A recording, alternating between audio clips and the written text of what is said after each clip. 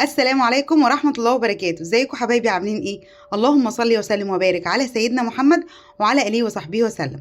عندك لفة جلاش، تعالي اقولك نعمل بيها ايه. الترند اللي مغرق اليوتيوب والفيسبوك والتيك توك، ترند جامد جدا، وصفة جامدة جدا بطريقة سهلة وبسيطة. حاجة حلوة قوي هتعجبك، هتجربيها معايا. يلا بينا على طول نشوف مقاديرنا ووصفتنا ايه. يلا بينا نشوف المقادير اللي هنستخدمها في الوصفة بتاعتنا الجامدة دي. أنا عندي هنا كنافة، كنت حطاها في الفريزر ومفرزاها يعني، وطلعتها جامدة وكسرتها كده على ايدي. عايزة تعمليها في الكبة؟ تمام تمام. الجلاش بتاعي حطاه كان في عندي لفة جلاش عادية حطاها في الفريزر، قلت لا لازم استخدمها في الوصفة او الترند الجامد دوت. تمام، هكسرها معاكم دلوقتي وهقول لكم هنعملها ازاي. عندي كيس كريم شانتيه، 4 معالق او 3 معالق كبار بودرة الكاسترد. تمام، معلقتين كبار نشا. ده عسل بتاع الكنافة العادي كان عندي وبحتفظ بيه لما بيتبقى عندي. كوباية لبن، كوباية سكر، ودي نص كوباية سمنة مخلوطة بلدي على عادية. تمام، طبعا الفانيليا بتاعتنا. وهقول لكم خطوة بخطوة هنستخدم ايه وهنعمل ايه بالظبط. اول حاجة هبتدي بيها الكنافة بتاعتي دي، هحط عليها قد مثلا نص كوباية سمنة وايه، وهحمرها على النار، ايدي فيها على طول. هفضل احمرها لغاية ما لونها يحمر وتبقى جميلة. حطيت الكنافة بتاعتي على النار، ايدي فيها على طول علشان ما تتلسعش مني. تمام. لفة الجلاش ديت هقطعها قطع صغيرة جدا جدا جدا، وهقول لكم هنعمل فيها ايه. كده كسرت الجلاش بتاعي او قطعته بالسكينة لحتت صغيرة كده. بصوا اهي، اتقطع معايا بكل سهولة، ما خدش مني وقت ولا مجهود. تمام كده. هعمل ايه في المرحلة ديت؟ هجيب النص كوباية سمنة، بسم الله، واحطها كده عليه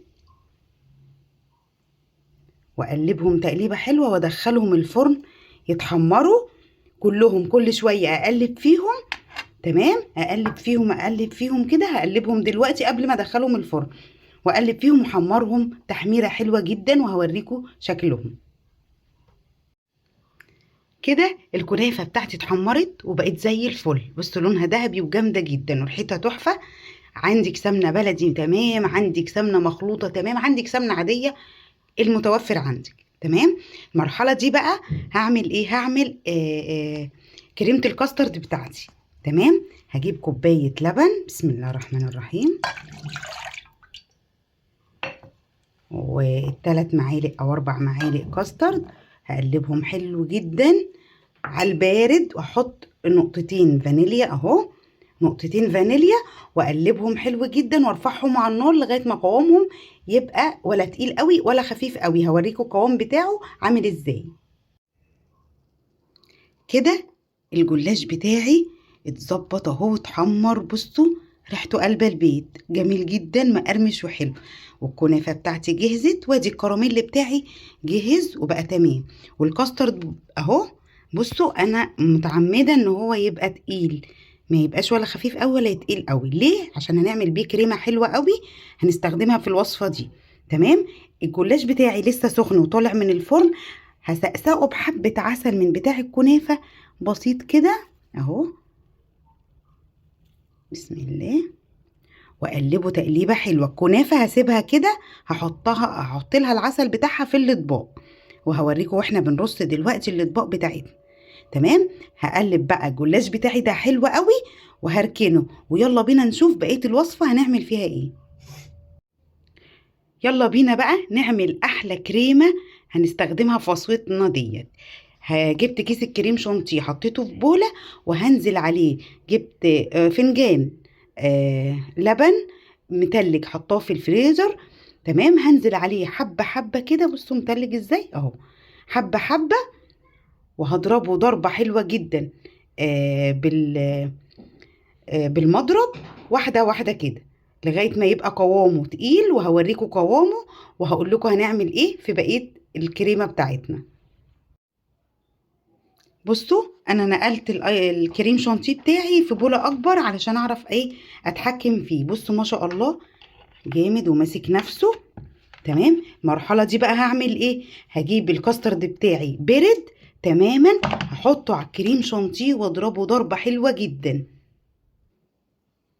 حطيت الكاسترد بتاعي على الكريم شانتيه، بصوا بارد جدا، لازم يبقى بارد. هبتدي اضربه جامد بقى بالمضرب بتاعي لما يبقى كريمي كده وحلو جدا، وهوريكم شكله بعد ما اضربه. ممكن بدل ما تحطي لبن على الكريم شانتيه هنحط فنجان ميه ساقع متلج، بيبقى جامد جدا برضو. هضربه وارجع لكم على طول. ضربت الكاسترد مع الكريم شانتيه، اداني كريمه جامده جدا، حلوه قوي، ناعمه، طعمها خطير جدا. يلا بينا بقى بسرعه نحضر الاطباق بتاعتنا ونشوف هنجهز وصفتنا ازاي. يلا بينا بقى نرص الاطباق بتاعتنا. جبت البوله بتاعتي، اول حاجه ببدا بيها بنحط كده كريمه من بتاعتنا ديت كده، نحطها اهو، مع نحط حبه كنافه اهو، بسم الله، ونرصهم كده.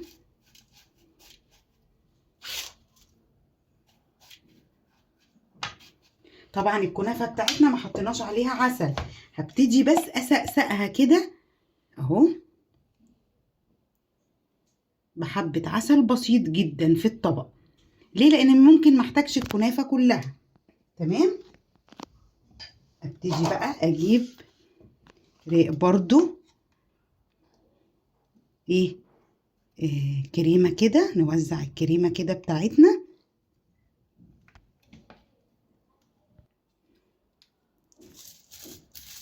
نحط برضو حبه جلاش، بس الجلاش مش هنحط عليه عسل لان احنا حاطين عليه عسل. نرص كده، هنبتدي نشتغل في الموضوع ده راق وراق وراق لغايه ما نكمل باقي الطبق بتاعنا، وهقول لكم هنعمل فيه ايه تاني. كده رصيت الاطباق بتاعتي، عايزه اقول لكم شكلها خطير وطعمها وريحتها تحفه. بصوا جامده جدا جدا جدا. عايزه تزودي الكريمه بتاعتك زوديها، نجيب كيسين كريم شانتيه بدل كيس، او ممكن تجيبي كريم شانتيه اللي هو السايب الخام ده، تمام، من غير اللي هو من غير سكر، ونحط له معلقه سكر بودره واحنا بنستخدمه. تمام كده. المرحله دي كده خلصت. هنبتدي نعمل ايه بقى؟ هبتدي احط الكريم كراميل اللي انا عملته على الوش كده وازوقه بيه. حابه ان انت تعملي كده من غير كريم كراميل تمام، مش حابه هنحطه كده نزينه بيه عشان يدينا طعم حلو جدا. هحطه واوريه لكم في الاخر. بكده حطيت الكريم كراميل بتاعي او صوص الكريم كراميل بتاعي عليه. بصوا عايزه اقول لكم خطير خطير خطير. وصفه جامده جدا، فيها طاقه وفيها حلويات جامده جدا جدا. بصوا الحلاوه، وبصوا الصوص الكراميل اللي بقى بيبتدي ينزل عندي في العلبه كده من تحت، مع بياخد بقى من الكنافه والجلاش وياخد الطعم الحلو الجامد ده. عايزه اقول لكم وصفه خطيره جدا، جربوها هتعجبكم ان شاء الله. جربوها بالطريقه دي هتعجبكم. ما تنسونيش في اللايك والاشتراك وتفعيل الجرس، وربنا يديمها علينا نعمه. والسلام عليكم ورحمه الله وبركاته.